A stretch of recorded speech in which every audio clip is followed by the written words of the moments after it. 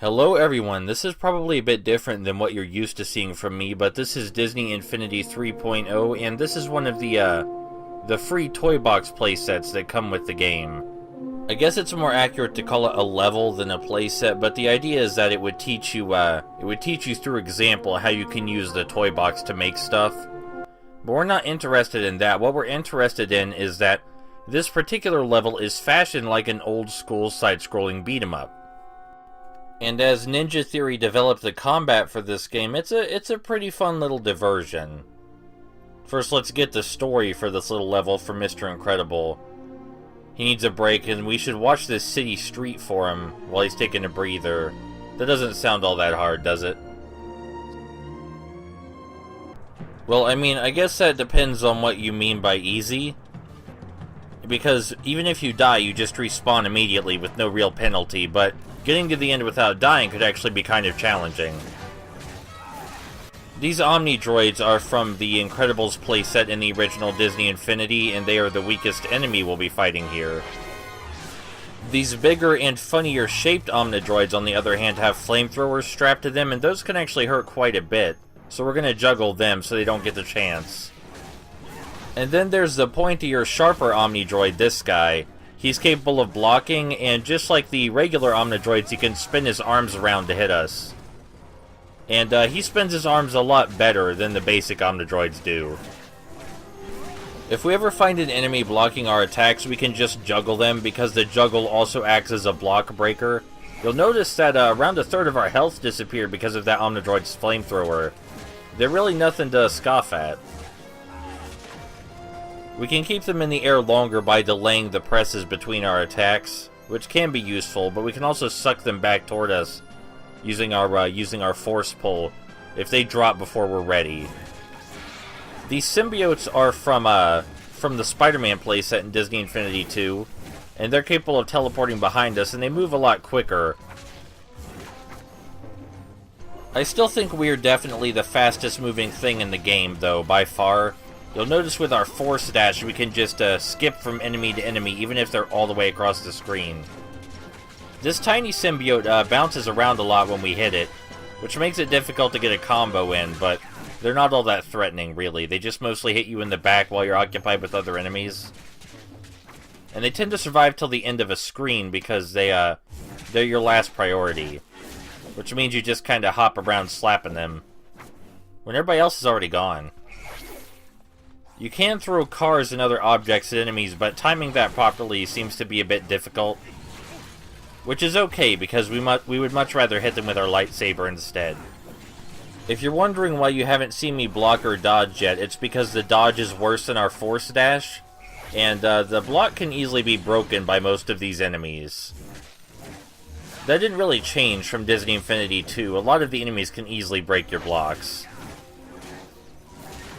That guy with flamethrowers on him, as you might have seen, can also shoot missiles, which did a number on our health. But I was too occupied fighting other enemies to deal with it at the moment.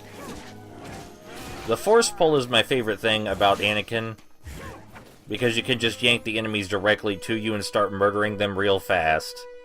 And that's what I want in a beat-em-up protagonist. Here's a big mini-boss Omni Droid. He can't be juggled unlike the others, and he doesn't get knocked back by our attacks. So we're going to hit him twice, dash away, and then hit him twice again. Or sometimes 3 times if I'm feeling bold. But the important part is the dashing away, because he hurts a lot. While I'm recording this, I'm just kind of terrified that my voice isn't going to be enough to stop Disney from giving me a copyright strike. Because the Incredibles music is very loud, isn't it? You can still hear it while I'm on the menu, even though it is muted. We don't use our special attack a lot, but it can destroy multiple enemies in one shot if they're low on health. As you'll see here, it also auto-locks, so we don't need to manually target it or anything, just face the enemy's general direction. These symbiotes look a lot like Venom, but they're not actually Venom. And these Frost Giants are from Disney Infinity 2. Honestly, the Frost Giants feel the least formidable. Maybe that's just because after playing so much Disney Infinity 2, I'm rather used to their patterns, but they don't teleport behind you or pull out any tricks or surprises. They're very basic beat-em-up enemies. It also helps that you move so much faster in this game than in Disney Infinity 2, and the Frost Giants attack rather slowly. Even if we can't pull any of the enemies directly to us, we can stagger them by constantly using the force pull. And staggering them is an easy way to interrupt their combo, because, you know, our own lightsaber slashes aren't always going to stun them. Sometimes you need to mix a force push in there. Or force pull, rather, not force push. But you can infinite combo any enemy as long as they can be staggered by the force pull. You'll notice that I'm still determined to use the force dash instead of the dodge in order to dodge attacks. And this is because even though it takes us really far away, we have the force pull to bring enemies at us. In Disney Infinity 2, the regular dodge is a lot more important, because it's the fastest evasive maneuver you have. But in this one, the dodge is kind of slow because of how much faster you move in general. Feels a little subpar in comparison to zipping across the screen. Might as well be teleporting instead of dashing, honestly. You'll notice we blew a hole in the background wall over there, in one of the buildings. That's a returning feature from Disney Infinity 2, where the buildings actually take damage. But the damage is just that the texture on the wall changes. Still, that's a lot better than nothing. The guy that screamed like the Hulk just now isn't actually the Hulk, it's just a rather large frost giant. The bigger frost giants come in two varieties. Some of them have shields and some of them do not. I don't believe we've seen the ones with the shields yet. Oh yeah, I should mention something I find really cool about the change in the way the combat works in this game. The reason you move so much faster is because in Disney Infinity 2, even the melee characters had a projectile attack. Pretty much everybody had a projectile attack in Disney Infinity 2. But Anakin and Ahsoka and most of the other Jedis don't in Disney Infinity 3. And the R2 button is usually a projectile, so they replace the projectile with the Force Dash. That way you can just zip straight to the enemy, like I said, basically like teleporting, and that solves the problem of not having a projectile, and also makes the gameplay a lot faster. If you notice us doing mid-air recoveries and stuff like that, I had to actually buy those upgrades. But I thought they were necessary to buy before I started recording, so that way I wouldn't die in mid-recording and embarrass myself. But yeah, this game feels a lot more like oh, by the way, we can force dash in mid-air to keep a combo going. But as I was saying, this game feels a lot more like it was developed by Ninja Theory than the previous two. Or co-developed, rather. It's not like they made the entire game by themselves, after all. Avalanche Studios is the main development studio. Because all of the Disney Infinity games are basically just Toy Story 3's Toy Box mode, but beefed up. That's basically what they all are. And the Toy Box mode for Toy Story 3 got a lot of praise, so you know, why not? I love this. I love the combat in this game. It's not the deepest combat system, but it's a lot better than Disney Infinity 2 and 1. It's kind of funny how the game gradually shifted into more action-focused gameplay. Because Toy Story 3's Toy Box didn't really have a lot of fighting in it at all. Like, not at all. Mostly platforming. Not too much fighting. You could definitely just call it a 3D platformer and call it a day. But Disney Infinity comes along, and because some of the Infinity playsets, like The Incredibles, required fighting, they had to make a basic melee system. And you know, that worked great. You could switch enemy targets very quickly, all the enemies had really simplistic patterns. Some of the playsets revolved around entirely punching things, like The Incredibles playset, with some minor platforming mixed in. But all in all, it was mostly an open-world game. It wasn't just a beat-em-up. Then Disney Infinity 2 comes along, and that one's based on Marvel superheroes. And that one's just a pure-blooded beat-em-up. Not even a character action game, just a beat-em-up through and through. It had a pseudo-open-world aesthetic to it, but all you did was go places and punch things a whole lot, or shoot them. They added a lot more validity to the third-person shooting in Disney Infinity 2, but it was still a beat-em-up.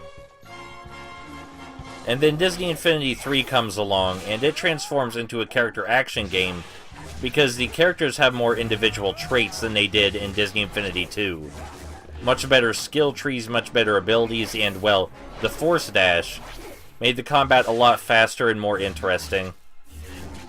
But in the transition to becoming a light character action game, there was a dark period that people refer to as Disney Infinity 2, after all. Between having basic melee combat and having a refined melee combat system, there was a game that was just all melee combat all the time, with some occasional shooting mixed in.